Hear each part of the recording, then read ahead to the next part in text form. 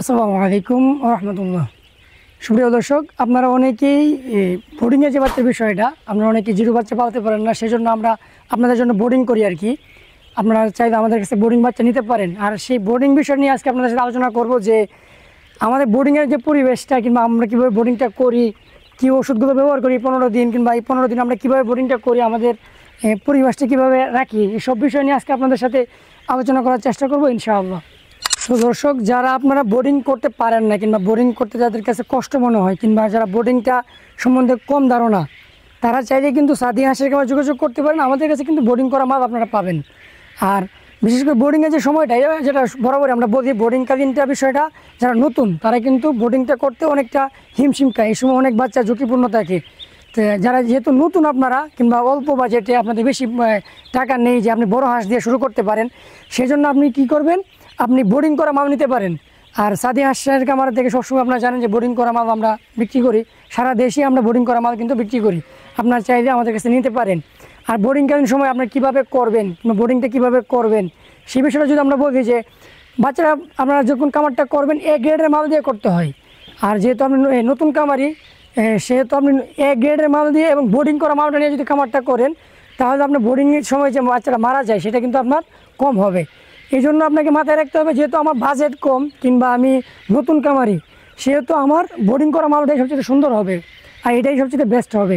তা আপনারা যারা একবারে নতুন, আমি বলি যে আপনারা বোর্ডিং করা মালটা নেন, বোর্ডিং করাটা দিয়ে শুরু করেন।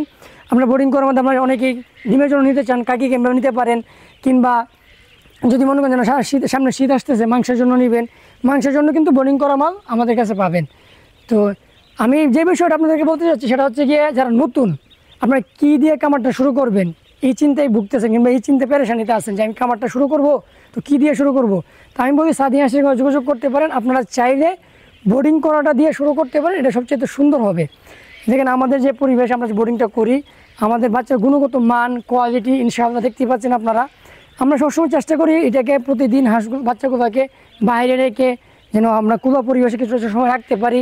আমাদের যে নিরাপত্তা, বায়োসিকিউরিটি, সেটা আমরা চেষ্টা করি ধরে রাখার জন্য, কিংবা আমাদের বাচ্চার গুণগত মান, খাদ্যর যে মান, কিংবা কোয়ালিটি, কিংবা হাঁসের যে গুণগত মানটা ধরে রাখার জন্য যা যা করার দরকার আমরা কিন্তু সেটাই করার চেষ্টা করি। তো দর্শক, যারা এ গ্রেডের সুস্থ সবল ভালো মানের কাকি ক্যাম্বেল, জেন্ডিং, ব্রাকল ইত্যাদি হাঁসের বাচ্চা করছেন, তারা চাইলে কিন্তু সাদিয়া হাঁসের খামারে পেয়ে যাবেন। আমাদের স্ক্রিনে দেওয়ার নম্বরে অথবা কমেন্টে যোগাযোগ করতে পারেন।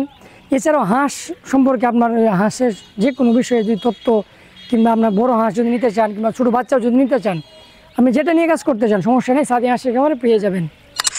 আপনার বোর্ডিং করার সময় যখন আপনারা বাইরে রাখবেন, তখন ওই যে আমাদের যেরকম দেখতে পাচ্ছেন আমরা নেট দিয়ে রাখছি। নেট দেওয়ার কারণটা হচ্ছে কি, অনেক সময় দেখা গেছে আপনার বিড়াল, কুকুর এগুলো কিন্তু হাঁসগুলোকে দাওয়া করবে। এই জন্য যখন বোর্ডিং করবেন, কিংবা বোর্ডিংয়ের সময় আপনার বাইরে যে জায়গাটা সিলেক্ট করবেন, যেখানে আপনার প্রতিদিন একটা সময় বাইরে রাখেন, যেখানে বাইরে খাবার দেন, সেই সময়টাই সেই জায়গাটায় আপনি নেট দিয়ে রাখবেন, যাতে আপনারা এখানে আপনার এই কুকুর, বিড়াল, কাকে কিন্তু সমস্যা করে। এই জাতীয় বিষয়গুলো খেয়াল রেখে আপনার কিন্তু জায়গাটা সিলেক্ট করতে হবে। কামারের যে বিষয়টা বায়োসিকিউরিটি, সেটা খেয়াল রাখতে হবে। তারপর আপনার প্রতিদিন কামারটাকে পরিষ্কার করা, আপনার বনগুলো যখন দিবেন, ভিতরে যেহেতু বন ব্যবহার করি আমরা, আপনারা জানেন কী ব্যবহার করেন, বন ব্যবহার করেন, কিংবা আপনার বস্তা, আপনার এটাকে প্রতিদিন চেষ্টা করবেন যেন প্রতিদিন একটা সময় বাচ্চাগুলোকে বাইরে রেখে এগুলোকে যেন চালার পাটের বস্তা ব্যবহার করলে সেগুলোকে ধুয়ে দেওয়ার জন্য, কিংবা বনগুলোকে বাইরে রোদ্রে শুকিয়ে আবার নতুন করে দেওয়ার জন্য চেষ্টা করবেন। তাহলে কি আপনার বাচ্চার গুণগত মানটা ভালো থাকবে। তারপরে যে ওষুধগুলো ব্যবহার করতে হয়, প্রথম যে নাভি শুকানোর জন্য ওষুধ, কিংবা বাচ্চার পেটটা ক্লিয়ার থাকার জন্য, কিংবা বাচ্চারা স্ট্রং থাকার জন্য, কিংবা বাচ্চারা অ্যাক্টিভ থাকার জন্য, চঞ্চল থাকার জন্য লাইসোভিট, এই জাতীয় ওষুধগুলো আপনারা ব্যবহার করবেন। যদি আপনার মনে হয় যে না আমি বোর্ডিংটা করতে পারবো আমি নিজে, তাহলে সমস্যা নেই, আপনি বোর্ডিং জিরো বাচ্চা দিয়ে শুরু করতে পারেন।